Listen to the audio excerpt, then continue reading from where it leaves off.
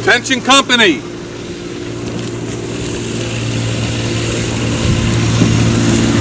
Nothing to hit right now. Present. Arm.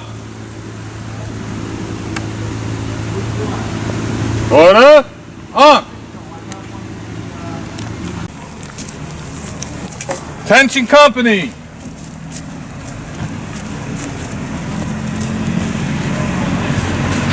Present. Arm. Order. Arm. Private Dale Smith. I knew that. Private Andrew. No, that's your dad. Flockton. Here first, Sergeant. Private Andrew Dutcher. Here first, Sergeant. Commissary Quartermaster Sergeant. Here first, Sergeant. Commissary Dean. Here first, Sergeant. Bugler Joey. Bugler. Drummer. Sorry, drummer. Missing in action. I'm Benjamin Atkinson, and I portray John M. Flockton. I'm a private with the 67th New York, First Long Island Volunteers, and we're at the Brookhaven County Fair at Longwood Estates. We're here on September 24th. We're also here on September 25th tomorrow. We started yesterday, setting everything up, and we're going to be here all day. All right, well, welcome to the camp of Company K, 67th New York Infantry, also known as the First Long Island Volunteers. And this is the recruiting desk for our organization.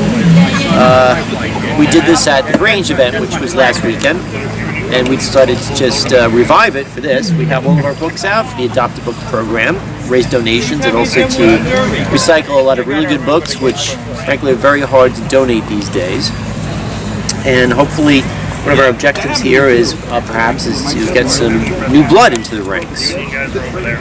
So this is Lieutenant William Kent, aka Max Kenny, signing off.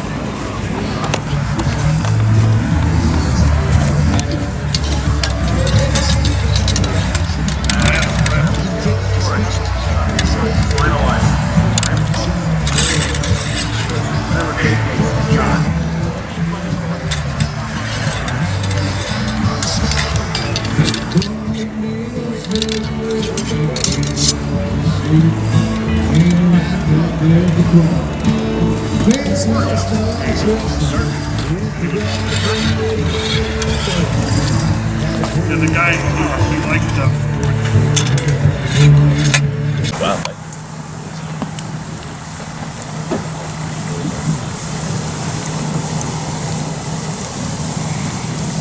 You're fine. As long as you're not. I am not too high.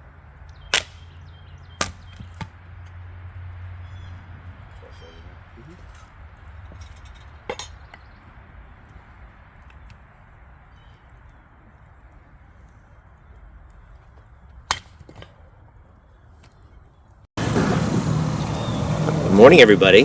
This is Lieutenant William Kent, aka Max Kenny, reporting live from Longwood Estates at Ridge, New York on Long Island. And it's Sunday morning. It's September 25th, 2022. We're having our coffee. I think it's about 7 a.m. And we're getting ready for our second and last day here at the Brookhaven County Fair. And yesterday we had fantastic weather. Actually, it was kind of warm. And we had really good attendance. Today, thankfully, it's going to remain pretty good. I think we're going to miss the rain that's going to come in the evening. And yeah, well, as you can see, it's kind of crowded here at Longwood. So it kind of precludes having a real battle. But we did have a skirmish at about 3 o'clock in pretty tight quarters. Actually, we really should have had hand-to-hand combat. And our master chef here, Tom Badamo, our quartermaster sergeant and commissary sergeant, getting ready for biscuits and gravy and lots and lots and lots of bacon. Because that's what this Civil War reenacting is all about. Bacon. And, well, we'll tune in one more time before we pack up and leave. But so far, all good. This is your correspondent, signing off. We have a spyglass that we use for seeing the enemy up close, sort of like binoculars. Okay, it was more like a telescope at the time. Come on, young fella. Okay. You gotta mix it, then put the... These here are medals that we received as a unit from our reenactment. And these here are actual medals that the unit received during the Civil War. This here is an authentic Civil War Bible that people, carry to read, their verses and keep with the Lord. This is from the 24th and the 25th Massachusetts Regiment. These here are uptails. These were worn in the hats of the 124th and 125th. 149th. 129th? 149th. Pennsylvania. 149th, I'm sorry. 149th Pennsylvania Regiment. So to signify that they were in that unit. This is our hardy hat. We use this for special occasions and sometimes parades.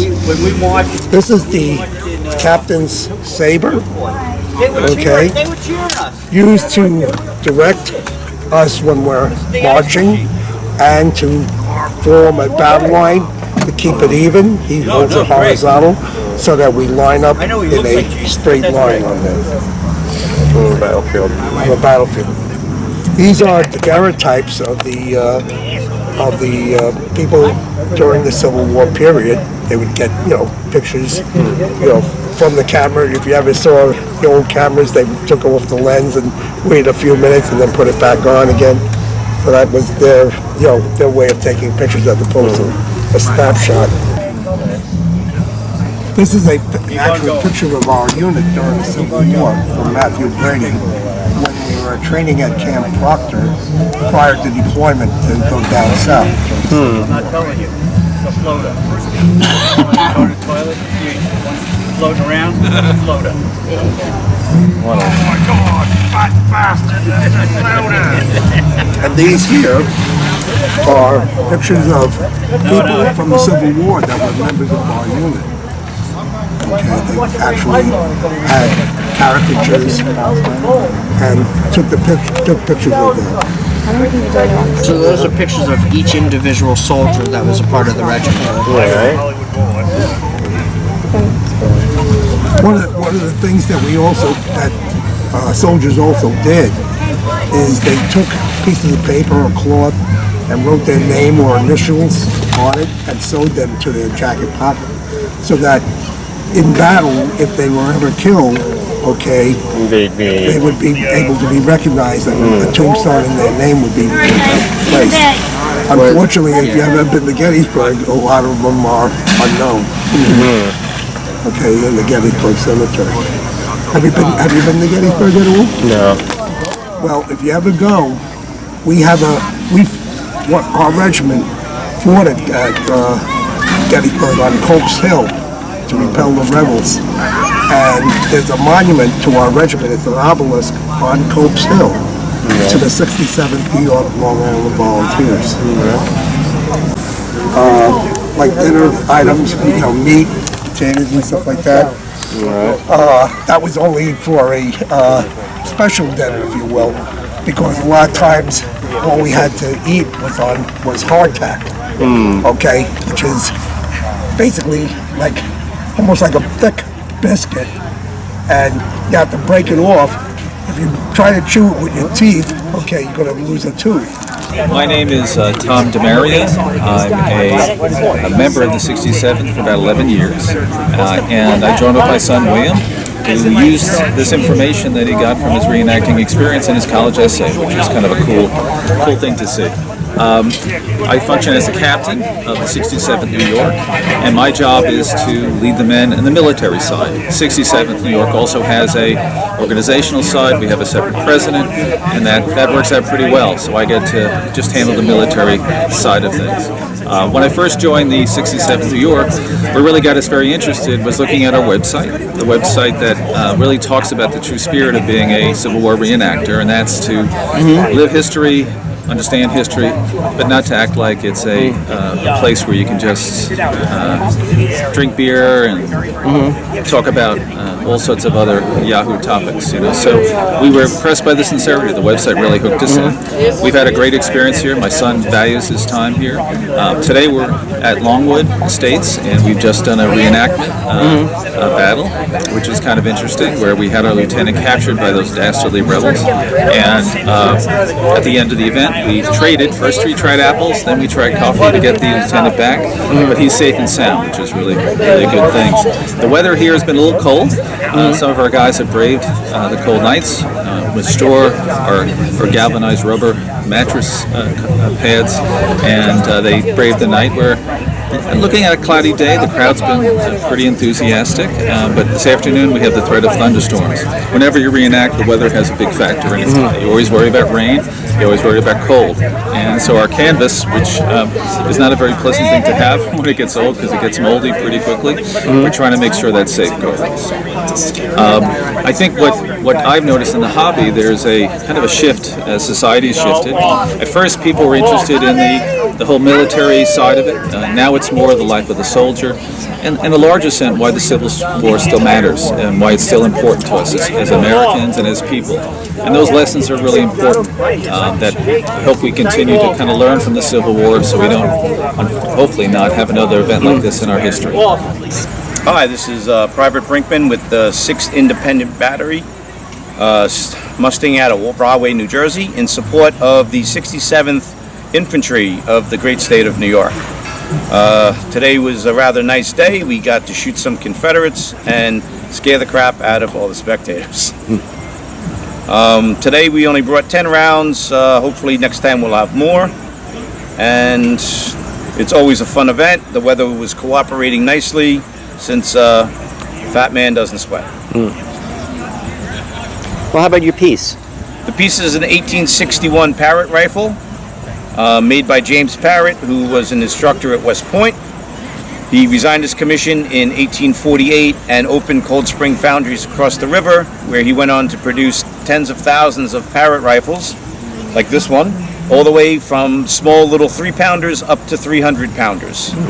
All the Parrots were taken out of service in 1889 due to breech failures because the casting and the rod would eventually fracture when they were doing live fires.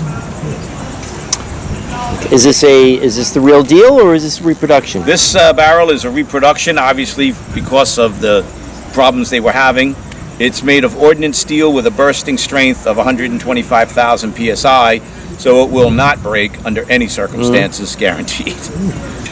Okay, and the carriage? The carriage is also a reproduction serviced by Mr. Dave Siedenberg from Seed Artillery in Altoona, Pennsylvania, one of the country's foremost cannon experts. He basically built me a new cheek piece. This would be the cheek piece here on the side. He replaced the axle, which was cracked. He also cleaned out my barrel with its lands and its grooves. You can see the lands are the highs and the grooves are the lows. And it's a 1.5 twist barrel to where the service load would have been loaded, which would have been about this far back.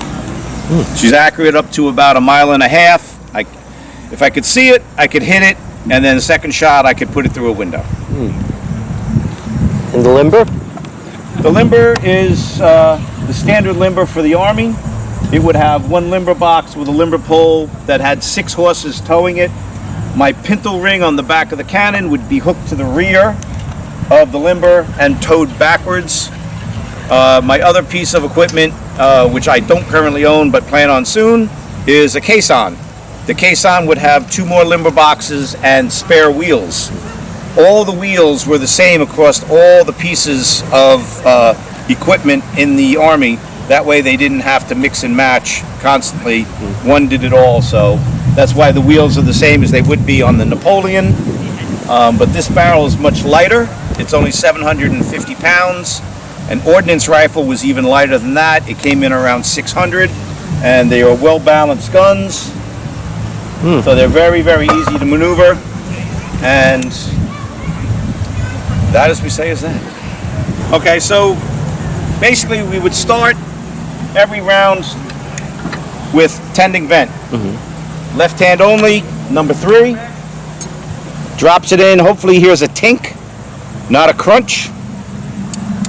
That means there's nothing in the breech. We then clean it with our brush.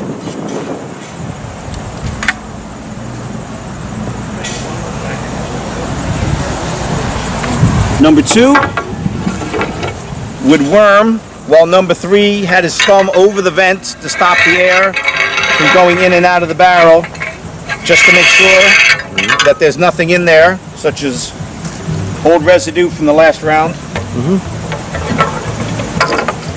They would then wet sponge the barrel to make sure that there were no embers still burning. Like I said, number 3 would be covering the vent, so no oxygen would be pushed in or out of the barrel or debris. Once that's done, the chief of the piece would call to the limber corporal for the round, such as load shell 1,600 yards. The limber corporal would then build the load over at the thing with the right size powder charge, wooden sabot, and whatever ordnance, and he'd strap all that together into a sausage about that big. He would then place it in the powder passes bag. In our case, it's a dummy load of 8 ounces of gunpowder. He would then say, advance cartridge. He would walk to the chief of the piece, let the chief inspect it to make sure it's what he called for. He would then nod and say, proceed.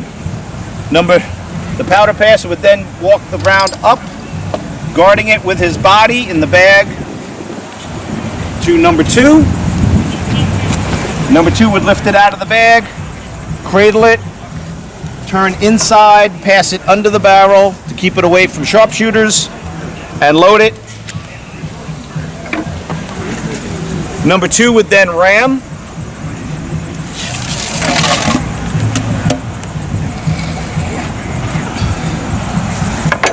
At that point, number 3 would step out and take his thumb off, where the gunner would then say, pick and prime.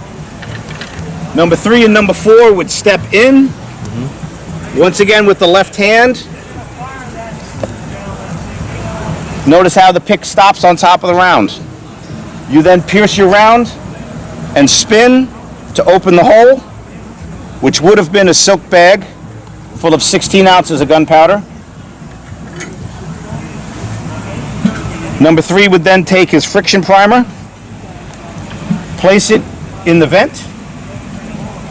He would then take the lanyard, hook the lanyard onto, and put a loop in it.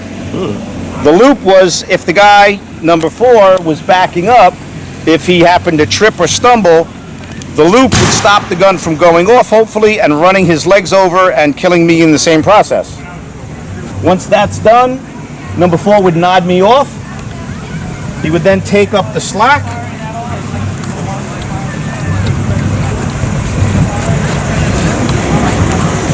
Okay, at that point, he would be looking at the chief of the piece. I would be looking at the primer. I would then yell, wait for them to go.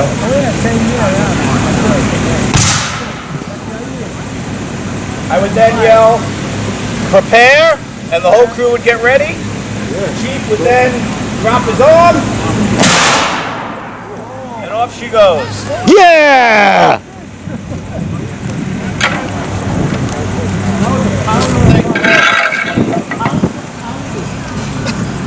That was 8 ounces. That was 8 ounces.